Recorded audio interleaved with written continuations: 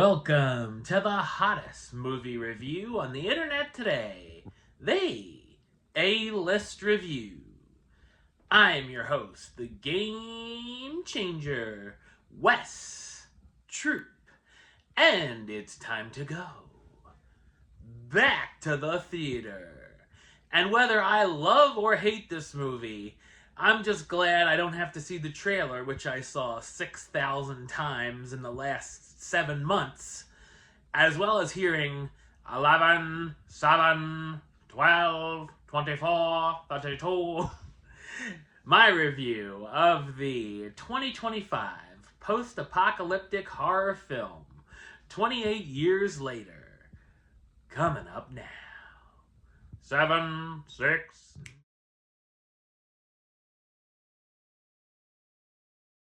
A group of survivors of the rage virus live on a small island.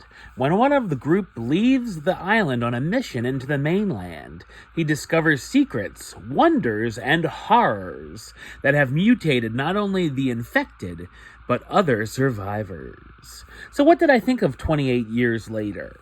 I thought it's a bloody and brilliant post-apocalyptic horror film. It's directed by Danny Boyle, who's also known for directing films such as Shallow Grave, Trainspotting, The Beach, Slumdog Millionaire, 127 Hours, Steve Jobs, Yesterday, and of course, 28 Days Later. The film is also written by Alex Garland, who wrote 28 Days Later. I would say that you don't need to see the other two films in this franchise. You'll be able to catch the gist of everything just fine. This is the first part of a planned trilogy, and I'll be very interested to see where things go from here. The cinematography and scenery look spectacular, and it's a surprisingly beautiful film. It splices in clips from documentaries about war as well as using that Rudyard Kipling poem, Boots, in an effective segment. The sound design is fantastic as well. I've seen a lot of horror fans have been divisive about the film, a lot of it having to do with its tone, but I thought it worked well. While it is certainly a zombie film, it's also about family, from the relationship our 12-year-old protagonist Spike has with his father, as well as his mother. The film packs in a lot of ideas and has some messages about humanity and death, and the scenes with the characters discussing memento mori are terrific. I didn't expect to get choked up and tear up from the material, but here we are. Thankfully, there's a few funny moments sprinkled in as a breath of fresh air.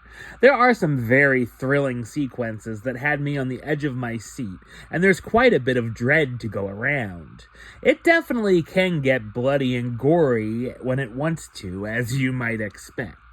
The story is set in 2030 in the Scottish Highlands, in a fenced-off village as the UK is still under quarantine from the rage virus. The village is connected to the mainland by a causeway that you can only go across during low tide at certain times of the day.